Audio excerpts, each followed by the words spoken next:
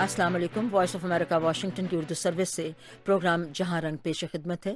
میزبان بہجت چلانی حاضر ہے. کیا آپ سمجھتی ہیں کہ اتنے سارے اقدامات کے بعد بھی گرے لسٹ میں رکھنے سے پاکستان کی حوصلہ شکنی نہیں ہوگی کیا؟ نہیں، میرا خیال ہے پاکستان کو اس سے یہ حوصلہ ملے گا کہ کم از کم ان کا جو ایک سٹینس ہے اور وہ جس طریقے سے اس پہ ایگریسولی کام کر رہے ہیں اس کو اپریشیٹ کیا جا رہا ہے. نمبر 1. نمبر 2، آپ یہ دیکھیں کہ جو اتنے عرصے سے ایک ہم نے سچویشن اپنے ملک میں دیکھی ہے لا اینڈ آرڈر کے، ٹیررزم کے ریفرنس سے، فائنینسنگ ٹیررزم کے ریفرنس سے، اس کے اوپر یہ بہت بڑا ایک قدم میں سمجھتی ہوں کہ یہ ہے.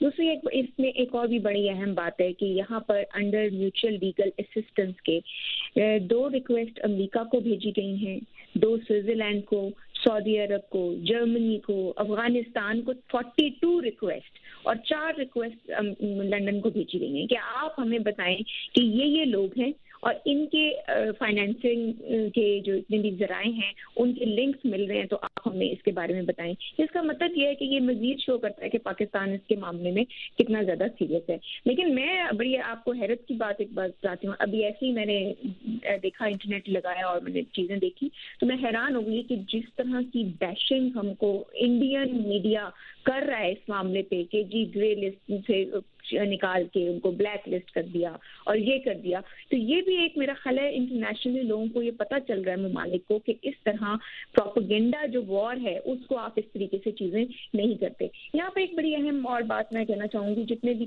سوالات کیے گئے پاکستان کی ٹیم سے اس میں ہم نے دیکھا کہ چائنا نے، ترکی نے اور ملیشیا نے تو آؤٹ رائٹلی پاکستان کی کو سپورٹ کیا ان کے آنسرز کو اور ان کی جتنی بھی سٹینڈ تھا اس کو. لیکن انڈیا نے بڑے ڈیفیکلٹ کویشچن وہاں پر کیے.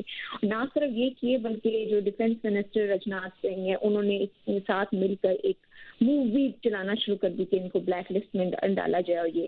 لیکن پاکستان کی طرف سے ایک بڑی اچھی بات جو ہمیں نظر آتی ہے وہ یہ ہے کہ ہم نے دیکھا نیشنل اسمبلی نے ریسنٹلی ایک بل پاس کیا ہے فارن ایکسچینج ریگولیشن بل کے نام سے، جس میں انہوں نے یہ کہا ہے کہ ہم نے اسٹریم لائن کرنا ہے فارن ایکسچینج موومنٹ کو اور بہت اسپیشل پرسکرائب اسٹرکٹ پنشمنٹ ہے منی لانڈرنگ کے لیے اور ایسی کوئی بھی چیز جو کہ بینڈ آؤٹ فٹ کے اندر جاتی ہے وہ.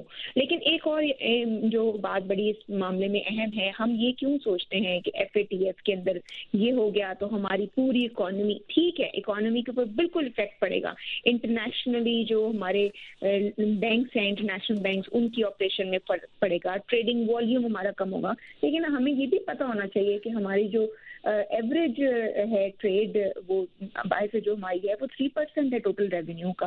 ہمیں یہ بھی پتہ ہونا چاہیے کہ اگر ہم اس کے ساتھ ساتھ FATF والے معاملے پہ کام کرنے کے ساتھ ساتھ اپنے تعلقات دوسرے ممالک جس طرح ترکی ہے، ایران ہے، سعودی عرب ہے، چائنا ہے، ان سب سے ہم اپنی چیزیں بڑھائیں، اپنے جو بائی لیٹرل تعلقات ہیں وہ بڑھائیں، تو میرا نہیں خیال ہمیں اتنا زیادہ کسی طرح کا ہونے کی ضرورت پڑے.